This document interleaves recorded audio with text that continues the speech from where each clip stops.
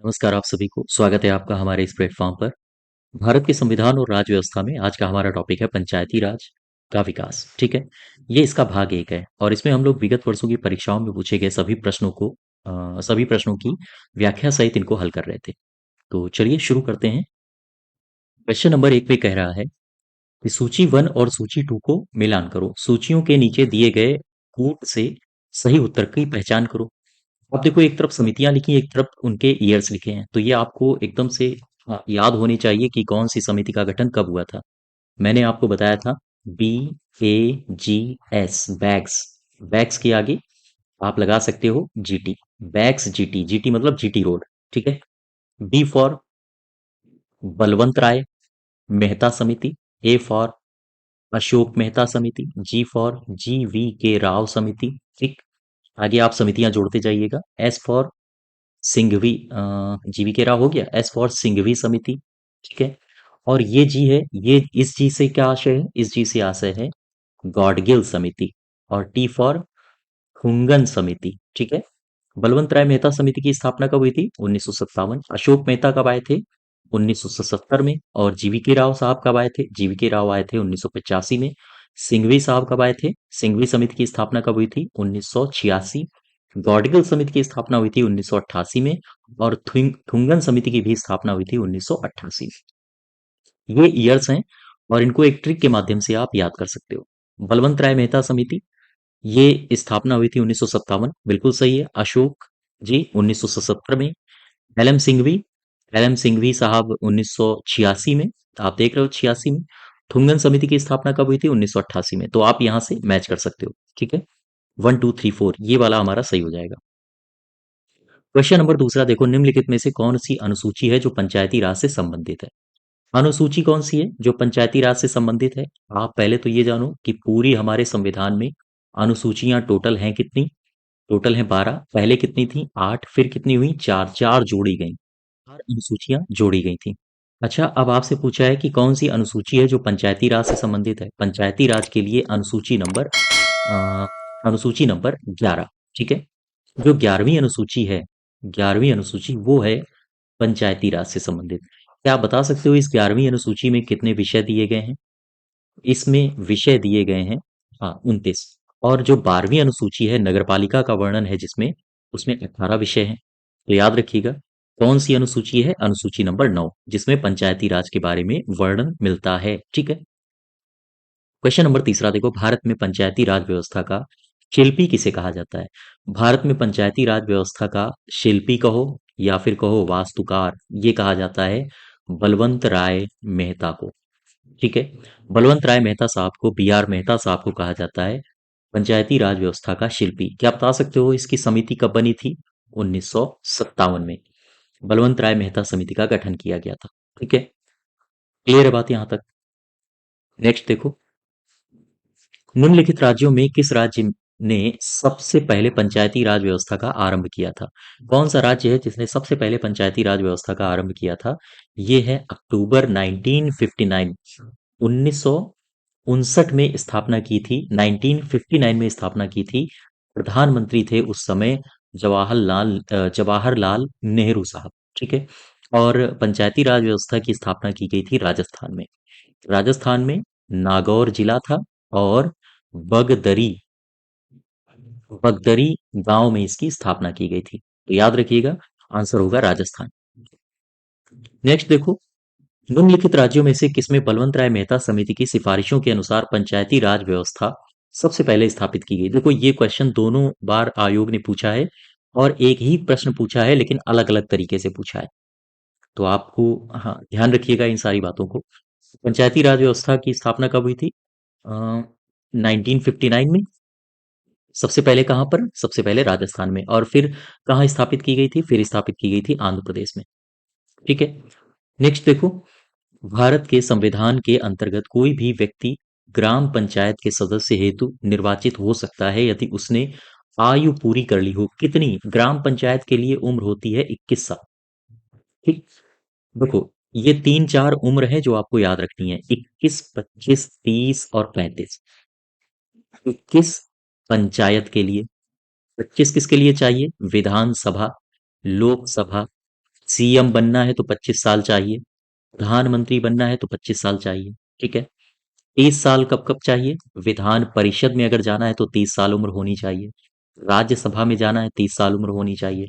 35 कब कब होनी चाहिए? अगर आपको राष्ट्रपति बनना है तो 35, वाइस प्रेसिडेंट उपराष्ट्रपति बनना है 35, गवर्नर बनना है 35 साल। तो ये एज है, याद रखिएगा इनको। ये एक जगह नोट्स बना लो और इनका बार बार रिवीजन करिएगा। क्योंकि इस तरह के प्रश्न हमारे क्वेश्चंस एग्जाम में रिपीट होते हैं। पंचायती राज व्यवस्था निम्नलिखित समितियों पर विचार कीजिएगा। इन्हें काल क्रमानुसार व्यवस्थित भी कीजिएगा। तो अशोक मेहता कब आई थी? काल के अनुसार इनको व्यवस्थित करना है 1977 में। बी आर मेहता 1957 में। ठीक है। एलएम सिंघवी समिति कब आई थी? ये 1986 में। और जीवी के राव कब आई थी? जीवी के राव आई थी 1985 में। तो सबसे पहले कौन आएगा? तीसरा। सबसे पहले तीन आएगा, फिर आएगा एक, फिर आएगा 85 यानी कि चार, और फिर आएगा 86 यानी कि दो। तो तीन एक चार दो कहां पर है? ये वाला सही हो जाएगा। ठीक है। क्वेश्चन नंबर नेक्स्ट देखो, भारत के संविधान के किस भाग में त्रिस्तरीय पंचायत की व्यवस्था की गई है? भारत के संविधान के किस भाग में तीन स्तर कौन कौन से हैं? एक तो गांव का स्तर है, दूसरा क्षेत्र का स्तर है, ग्राम पंचायत हो गई यहाँ पे हो गया क्षेत्र पंचायत या पंचायत समिति आप कह सकते हो। तीसरा है जिला स्तर पर, इसको आप कह सकते हो जिला पंचायत। ठीक है। तो तीन स्तर कहाँ पर हमें देखने को मिलते हैं? संविधान का भाग 9। क्लियर है बात? तो संविधान के भाग 9 में त्रिस्तरीय पंचायतें हमें देखने को मिल जाती हैं। और भाग 9 में है, 9 में ये है स्थानीय स्वशासन। ठीक है। नेक्स्ट देखो, निम्नलिखित में से कौन सा सही सुमेलित नहीं है? कौन है जो सही सुमेलित नहीं है? दांत वाला समिति। दांत वाला जो समिति है, इसमें ग्रामीण विकास कार्यक्रम हेतु प्रशासनिक व्यवस्था का प्रावधान हमें मिलता है। बिल्कुल सही है। क्या बता सकते हो आप दांत वाला समिति की स्थापना कब की गई थी? 1978। याद रखिएगा, इसका ईयर भी पूछा जाता है। बलवंत राय मेहता समिति कब स्थापना हुई थी? 1957 में। और ये पंचायती राज व्यवस्था से संबंधित एक संस्था है, सॉरी एक समिति है। जीवी के राव समिति की स्थापना कब हुई थी? जीवी के राव 1985 में स्थापित हुई थी समिति। और ये खंड स्तर पर एक योजना है। ठीक है, समिति है। संथानम समिति, ये पंचायती राज से संबंधित नहीं है। संथानम समिति के द्वारा सीबीआई की स्थापना हुई थी। संथानम समिति के द्वारा सतर्कता आयोग की स्थापना हुई थी। और संथानम समिति की जो स्थापना हुई थी 1962 1964 में। इसमें जो संथानम समिति के द्वारा केंद्रीय सतर्कता आयोग के गठन की सिफारिश की गई थी। ठीक है। तो संथानम समिति का संबंध पंचायती राज एवं वित्तीय संस्थाओं से नहीं है। ठीक है। क्वेश्चन नंबर नेक्स्ट देखो, 10वां। पंचायती राज पर निम्नलिखित समितियों को कालानुक्रम में व्यवस्थित कीजिए। ये क्वेश्चन पहले भी पूछा गया है, आप यहां से देख सकते हो।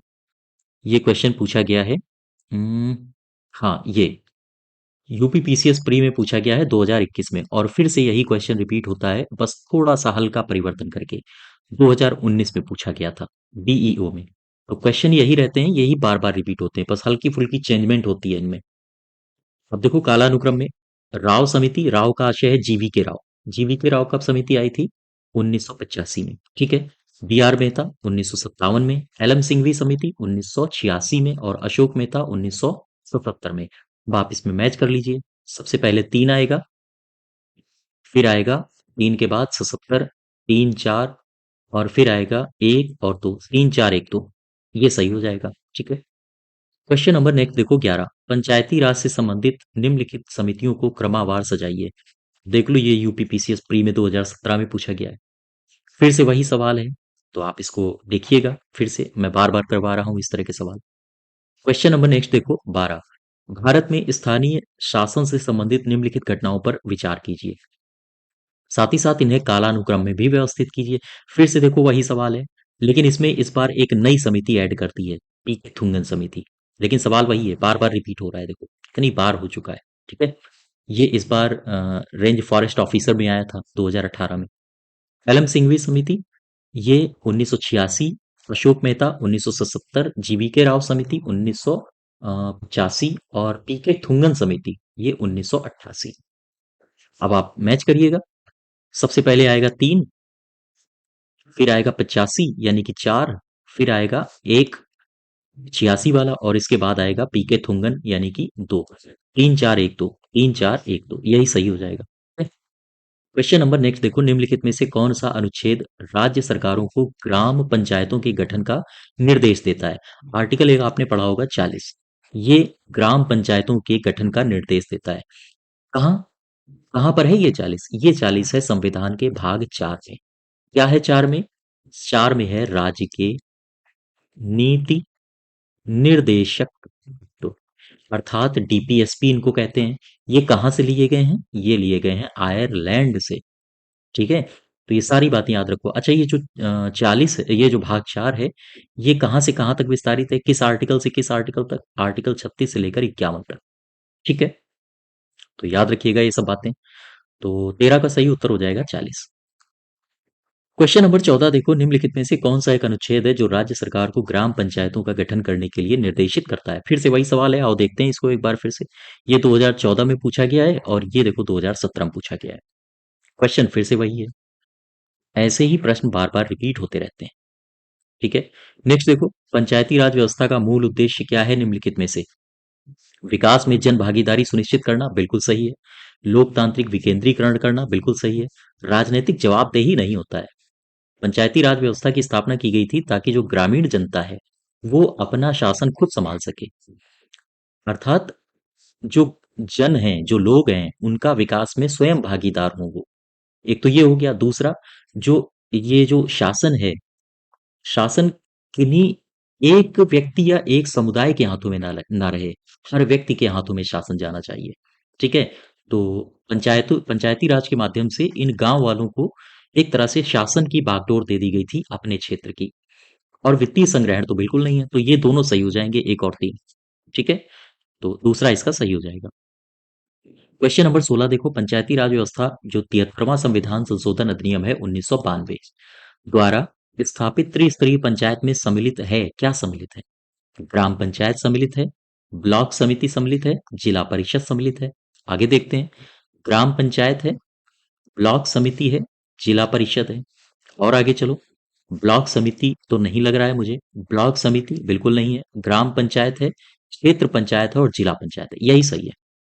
दरअसल 1957 में जब बलवंत राय बलवंत राय मेहता समिति का गठन किया गया था, तो इन्होंने कहा था कि 3 स्तर की पंचायतें होनी चाहिए, ग्राम स्तर पर ग्राम पंचायत, क्षेत्र स्तर पर पंचायत समिति और जिला स्तर पर जिला पंचायत, इनका गठन होना चाहिए।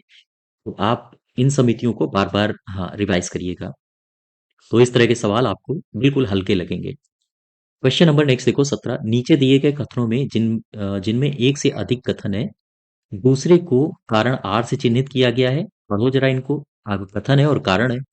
प्रत्येक राज्य में पंचायतों का गठन ग्राम, मध्यवर्ती और जिला स्तर पर कराया जाएगा, बिल्कुल सही है। ग्राम स्तर पर, फिर जिला स्तर पर, मध्यवर्ती स्तर पर, फिर जिला स्तर पर। ठीक है, ये पंचायतों का गठन होगा।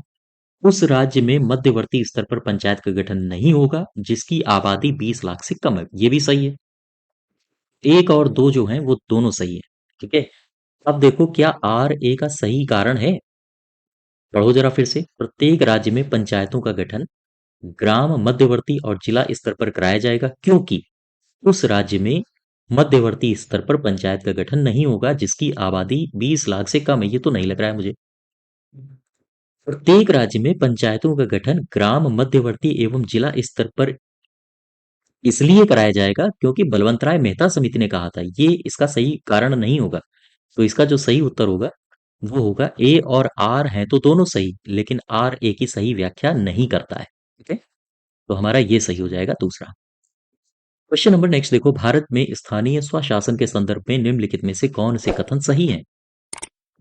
जिला योजना समिति जनपद की विकास योजना का प्रारूप तैयार करती है, बिल्कुल सही है। एक आर्टिकल आपने पढ़ा होगा, अनुच्छेद है 243 या घा, ये हिंदी का है। अगर इंग्लिश वर्जन आप पढ़ोगे तो ZD मिलेगा आपको। ठीक है, उस आर्टिकल में कहा गया है कि जो जिला योजना समिति होती है, उस समिति का प्रावधान इस आर्टिकल में दिया गया है। आप फिर से समझिए, जिला योजना समिति का प्रावधान कहाँ दिया गया है? आर्टिकल 243 जेड डी में। ठीक। और जिला योजना समिति की संरचना का अधिकार किसके पास होता है? ये अधिकार होता है राज्य विधायिका के पास। अगला जो स्टेटमेंट आपको दिया गया है वो वही है, जिला योजना समिति की संरचना राज्य विधायिका द्वारा की जाती है। ये दोनों सही है। ठीक है, तो एक और दो दोनों सही हो जाएंगे यहां से। क्वेश्चन नंबर 19 देखो, पंचायतों के लिए कराए जाने वाले सभी निर्वाचनों के संचालन का अधिकरण, निर्देशन, नियंत्रण निहित किसमें होता है? ये निहित होता है आर्टिकल 243 के में। ये क्या है? ये है राज्य निर्वाचन आयोग। आर्टिकल 243 का के राज्य निर्वाचन आयोग की व्याख्या करता है। और आर्टिकल एक याद रखो, 243 या का, ये हिंदी का है। अगर इंग्लिश का पूछे तो ZA।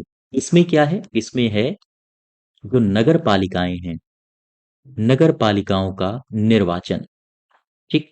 दोनों याद रखिए, पंचायतों का निर्वाचन यानी राज्य निर्वाचन आयोग किसमें है? 243 के में। अगर आपसे पूछे नगर पालिकाओं का निर्वाचन किसमें है? 243 के ZA में। ठीक है। अच्छा, ये अ, पंचायतों के निर्वाचन का संचालन कौन करता है, निर्देशन कौन करता है और नियंत्रण कौन करता है? ये करता है राज्य निर्वाचन आयोग। राज्य निर्वाचन आयोग का प्रावधान कहाँ है? 243 के में। ठीक है। क्वेश्चन नंबर नेक्स्ट देखो, 20वां। पंचायतों के संदर्भ में निम्नलिखित में से कौन सा कथन सही है? 50% सीटें अनुसूचित जाति, अनुसूचित जनजाति की महिलाओं के लिए आरक्षित हैं। 50 नहीं, 33 सीटें आरक्षित हैं, 33%। 50 तो राज्यों के ऊपर छोड़ दिया गया है कि अगर आप देना चाहते हो तो 50% आरक्षण महिलाओं को दे सकते हो। ठीक है। नेक्स्ट देखो, ये गलत हो गया पहला।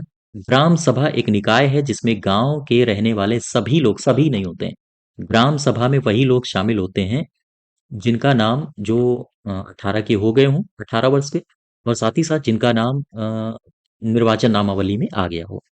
तीसरा देखो, मध्यवर्ती स्तर पर पंचायत एक होगी। हाँ, मध्यवर्ती स्तर पर पंचायत होती है, केवल तीसरा सही है। सबसे निचले स्तर पर ग्राम पंचायत और मध्यवर्ती स्तर पर पंचायत समिति होती है और तीसरा जिला पंचायत होती है। ये तीन स्तर हैं। ठीक है।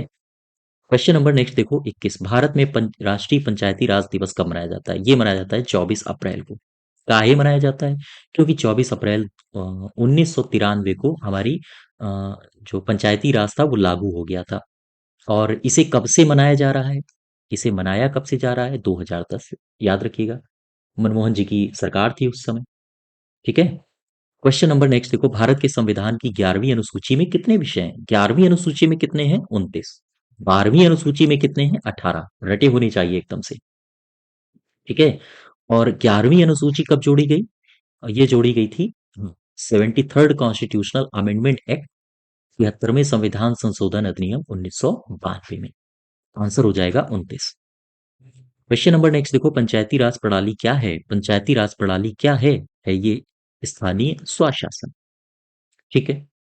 स्थानीय स्वशासन क्या होता है? लोकतांत्रिक विकेंद्रीकरण इसका आधार होता है। लोकतांत्रिक विकेंद्रीकरण सुनिश्चित करना इसका आधार होता है। ठीक है? क्वेश्चन नंबर 24 देखो, पंचायती राज व्यवस्था अपनाई गई थी।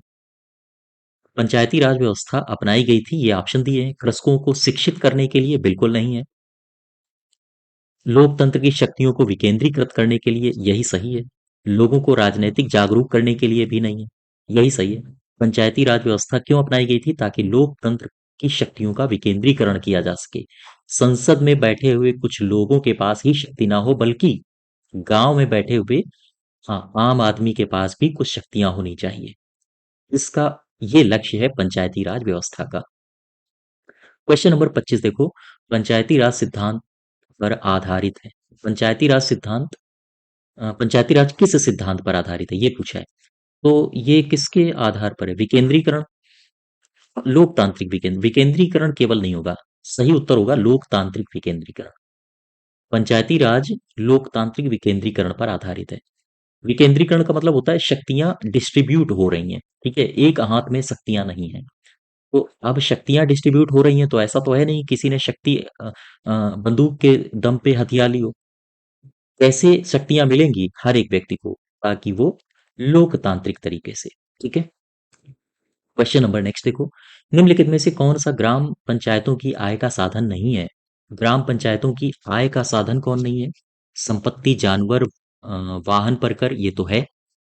ऐच्छिक दान या उपहार, ये भी है। कृषि आय पर कर, ये नहीं है। कृषि आय पर ग्राम पंचायत टैक्स नहीं लगा सकती है। ये राज्य का आय का साधन है। ठीक है। ये राज्य का आय का साधन है। राज्य सरकार द्वारा अनुदान भी दिया जाता है पंचायतों को, तो वो भी इनका आय का स्रोत होता है। तो क्वेश्चन नंबर 27 देखो, सही उत्तर का चयन कीजिए। वे सभी लोग जो 21 वर्ष के हो गए हैं तथा राज्य विधानसभा के सदस्य चुने जाने की योग्यता रखते हैं, पंचायती राज की सदस्यता के लिए योग्य होंगे। बिल्कुल सही है। ऐसे व्यक्ति जो 21 साल के हो गए हैं और साथ ही साथ वो राज्य की विधानसभा में चुने जाने योग्य उनकी योग्यता है, तो वो फिर पंचायत के सदस्य, पंचायती राज की सदस्यता, हाँ, वो ग्रहण कर सकते हैं। 25 वर्ष की आयु वाले व्यक्ति ही पंचायती राज की सदस्यता के लिए अर्ह हैं। 25 नहीं, यहाँ 21 होना चाहिए। वह व्यक्ति जो राज्य विधानसभा का सदस्य होने की योग्यता न रखता हो, पंचायती राज का सदस्य बन सकता है? बिल्कुल नहीं बन सकता है। सभी व्यक्ति पंचायती राज के सदस्य, बिल्कुल नहीं। पंचायती राज का सदस्य वही बन सकता है 21 वर्ष पूरी कर चुका हो। और ध्यान रहे, वोट डालने के लिए 18 वर्ष। ठीक है। और पंचायत में जाने के लिए 21 साल, विधानसभा में जाने के लिए 25 साल, लोकसभा में जाने के लिए 25 साल, राज्यसभा में जाने के लिए 30 साल, विधान परिषद में जाने के लिए 30 साल। ठीक है। राष्ट्रपति बनने के लिए 35 साल, उपराष्ट्रपति बनने के लिए 35 साल, गवर्नर बनने के लिए 35 साल। तो ये सारे कुछ ईयर्स हैं जो याद रखने हैं आपको। क्वेश्चन नंबर 28 देखो, पंचायती राज व्यवस्था में शासन प्रणाली की संरचना क्या है? शासन प्रणाली की संरचना क्या है पंचायती राज में? ग्राम स्तर पर, खंड स्तर पर, जिला स्तर पर, राज्य सरकार स्थानीय रूप से, ये गलत है, चतुर नहीं है। 3 स्तर की पंचायतें हैं हमारे यहाँ, ग्राम स्तर पर, क्षेत्र स्तर पर और जिला स्तर पर। ग्राम, खंड और जिला स्तर पर त्रिस्तरीय, हाँ, यही सही हो जाएगा। ठीक है। क्वेश्चन नंबर 29 देखो, वह न्यूनतम संख्या कितनी है जिसके नीचे अधिनियम के उपबंध के अनुसार मध्यवर्ती स्तर पर पंचायतें गठित नहीं की जा सकती? आंसर याद रखिए, इसको मैंने कई बार बताया है आपको। 20 लाख की अगर आबादी से नीचे की आबादी है तो वहां मध्यवर्ती स्तर पर पंचायतें गठित नहीं की जाएंगी। ये एकदम कंठस्थ कर लो। ठीक है। ये फैक्चुअल डेटा है, ये बदलेंगे नहीं। अ, तो इनको आप याद रखिएगा। आगे सरकार चाहे तो बदल सकती है, लेकिन अभी ऐसा कुछ नहीं हुआ है। ठीक है। तो अभी हाल फिलहाल में ये चीजें याद रखिए। क्वेश्चन नंबर तीसरा देखो, पंचायत समिति के सदस्य क्या है? पंचायत समिति के सदस्य ग्राम पंचायत के सदस्यों द्वारा अप्रत्यक्ष रूप से निर्वाचित किए जाते हैं? नहीं। पंचायत समिति के जो सदस्य होते हैं उन्हें प्रत्यक्ष रूप से निर्वाचित किया जाता है। लेकिन अगर हम यही कह दें कि पंचायत समिति का जो अध्यक्ष होगा उसे कैसे, उसका निर्वाचन कैसे होगा, तो आंसर होगा इसका होगा अप्रत्यक्ष। ठीक है। तो यहां देखो, प्रत्यक्ष का कौन सा है? प्रत्यक्ष रूप से जनता के द्वारा निर्वाचित किए जाते हैं, तो यही सही है। फिर से समझो, पंचायत समिति के सदस्य प्रत्यक्ष रूप से जनता के द्वारा निर्वाचित होते हैं, जबकि पंचायत समिति के अध्यक्ष उन्हीं सदस्यों में से निर्वाचित होते हैं।